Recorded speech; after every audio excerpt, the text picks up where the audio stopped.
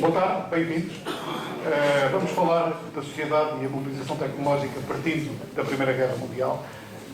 Sempre que temos um grande conflito, para sanar as feridas e para primeiro sustentar o conflito, temos grandes desafios, somos obrigados a pensar mais depressa, a pensar mais à frente, a ousar, se calhar a duvidar menos, porque temos que encontrar soluções num curto espaço de tempo. Os dois grandes conflitos mundiais obrigaram-nos a isso. Depois a Guerra Fria também nos lançou uma série de desafios. E a tecnologia é a arma do presente, será a arma do futuro. E quem domina a tecnologia acaba por conseguir ganhar as guerras, mais do que colocando tropas em trincheiras e fazendo combates frente a frente. Para este debate são nossos convidados a Joana Amaral Dias, o Carlos Zorrinho, o João Manuel Carnaval não vai poder estar presente, o Pacheco Pereira e o Miguel Morgado. Entendemos entre nós fazer uma intervenção inicial relativamente curta para termos espaço para o debate e depois, no final, teremos 3 perguntas da plateia. Eu pedi que fossem muito objetivos nas perguntas para conseguirmos também ter respostas interessantes a partir dessas questões que vão ser colocadas. Temos de terminar mesmo às 18 horas, vamos respeitar os tempos. E, primeiras senhoras, será a Joana a abrir esta tarde. Bom, em primeiro lugar, muito boa tarde a todos. Eu estava aqui há bocado a brincar, a dizer que esta coisa do primeiras senhoras é sempre para o lado conveniente. Quando dá jeito é primeiras senhoras, quando não dá jeito já não há. Entretanto, já fui informada que isto se trata somente de uma escolha por ordem alfabética, que é muito mais neutro e, portanto, muito mais politicamente correto, não é? Sim, senhora vereadora, confirma. Senhora vereadora, confirma. Pronto, eu começo, pois, mas é que o Carlos Rinho inicialmente não estava previsto, não é? Houve aqui uma troca. E há toda uma justificação bastante tecnológica, eu sou da casa. Eu começo por agradecer naturalmente o convite para estar aqui hoje. Já foi o ano passado, fui convidada para estar aqui neste ciclo de conferências que estive, com muito prazer e penso que farão muitíssimo bem. Este ano correrá assim também, certamente. Para além de que, como estava aqui a ser referido, estou em casa. Coimbra é a cidade onde eu não nasci, na verdade, porque nasci em Luanda, mas cresci, a minha família é toda de Coimbra e, portanto, sinto-me em casa quando venho aqui. O acolhimento também é sempre no sentido de me sentir em casa, o que é muito caloroso.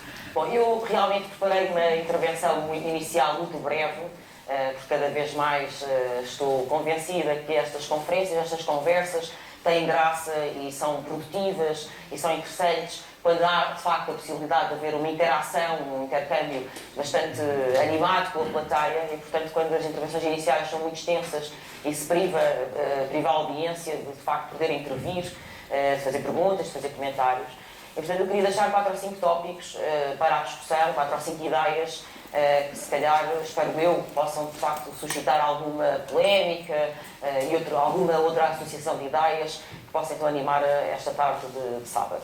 Bom, em primeiro lugar, a primeira coisa que me veio à cabeça quando eu olhei para esta ideia da guerra e da mobilização tecnológica foi um anúncio que muitos de vós se lembrarão, com certeza, que dizia Uber é tempo livre. Uber tempo livre. Era um reclame a um aspirador, não sei se todos recordam, não é? Mas eu lembro, era miúda, mas lembro-me bastante bem. Eu lembro-me até, inclusivamente, do anúncio televisivo, que dizia Uber tempo livre, a ideia de que, de facto, a tecnologia, toda uma ideia defendida em grande parte na segunda metade do século XX, a ideia da tecnologia ser libertadora. Ou seja, a tecnologia viria para nos libertar, as máquinas, os robôs, a técnica, as próteses, etc., serviriam-nos para nos libertar, por um lado, do pior da nossa humanidade e, por outro lado, para nos libertar das tarefas cansativas, monótonas e que o homem se pudesse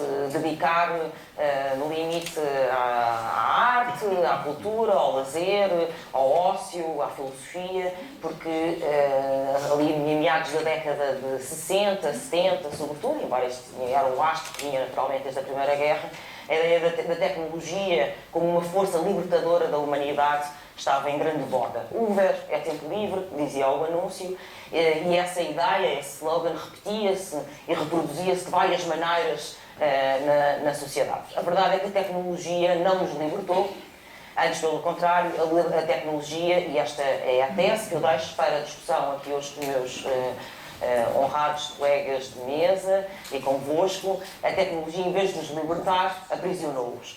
Aprisionou-nos. Bom, se calhar começando pela ideia do trabalho, do Uber Tempo Livre, a ideia de que as máquinas nos permitiriam libertar do trabalho, sobretudo do trabalho cansativo e monótono, não é verdade. Hoje, e nomeadamente a crise económica que vivemos hoje, a galopante precarização do trabalho, a alteração profunda das relações laborais, que faz com que as pessoas tenham que trabalhar mais horas e não menos. Recordo-vos, por exemplo, do recente aumento do horário de trabalho de 40, passando de 35 para 40 horas de trabalho. O Uber não é tempo livre. O Uber não é tempo livre quando passamos a ter que trabalhar mais horas, em situações e em condições mais difíceis, em situações muitas vezes arriscadas, e onde passamos a relegar uma espécie de restos da massa humana para os chamados trabalhos 3D, não é? Os trabalhos que são sujos, difíceis, etc. Ora, o Uber não é tempo livre aí, evidentemente, e de facto eu acho que esta crise demonstra-nos que a tecnologia e essa ideia da libertação pela tecnologia, pela mobilização tecnológica, não passou de mais um engano. A tecnologia está sobretudo em grande aliança com as grandes forças e com o grande capital, e não propriamente em aliança connosco, com o povo, com os cidadãos, com os trabalhadores. Mesmo quando nós assistimos, por exemplo, à substituição, e vejam qual é que é a resistência hoje dos trabalhadores à substituição de alguns trabalhos por máquinas. Estou a pensar, por exemplo, nos pórticos das portagens, que é um trabalho efetivamente maçador, repetitivo, pouco digno da humanidade nesse sentido. A resistência que existe por parte dos trabalhadores tem a ver com a evidente dificuldade em depois poder encontrar uma outra tal alternativa, e que não haver alternativa ainda é naturalmente menos digno dessa mesma humanidade. Mas a tecnologia não liberta, o Uber não é tempo livre, também se pensarmos, por exemplo, na própria guerra.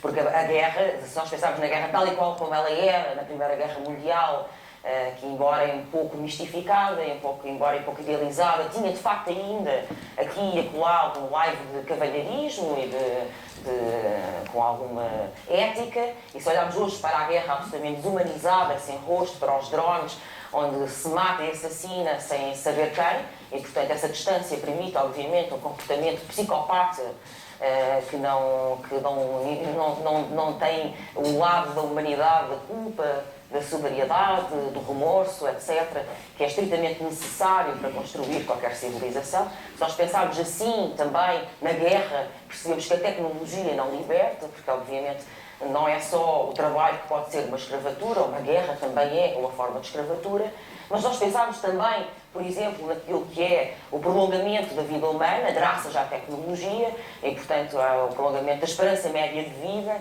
As pessoas passaram a viver cada vez mais tempo, com melhores condições também de vida, com mais saúde, com uma qualidade de vida superior, mas simultaneamente, e fruto também dessa aliança, parece-me a mim, indestrutível entre o grande capital e a tecnologia, essa esperança, esse aumento da esperança média de vida tem sido vivido como um estigma e como uma espécie de uma outra camada do lixo humano, e não propriamente com a dignidade, o reconhecimento de valor que merece. E, portanto, os mais velhos da nossa sociedade têm sido sistematicamente atacados, sistematicamente vilipendiados, quando nós olhamos, nomeadamente, para aquilo que são os cortes. Isto não, eu vou falar do caso português, porque é em Portugal que nos encontramos, mas não é, obviamente, caso único, antes fosse nesse sentido.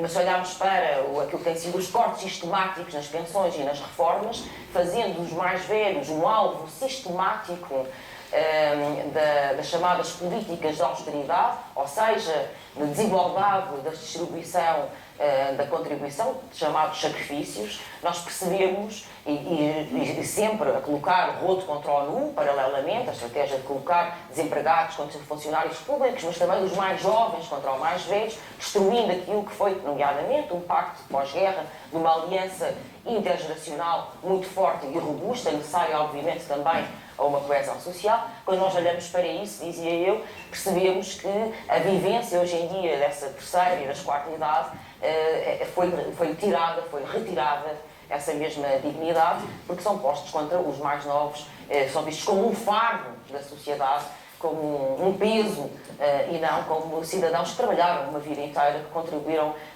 de uma forma assinalável para a construção dessa mesma sociedade e que poderão então gozar numa civilização digna de tal nome, de um tempo de lazer e de um tempo de desfrute da sua vida, tal e qual a tecnologia supostamente lhes permitiu.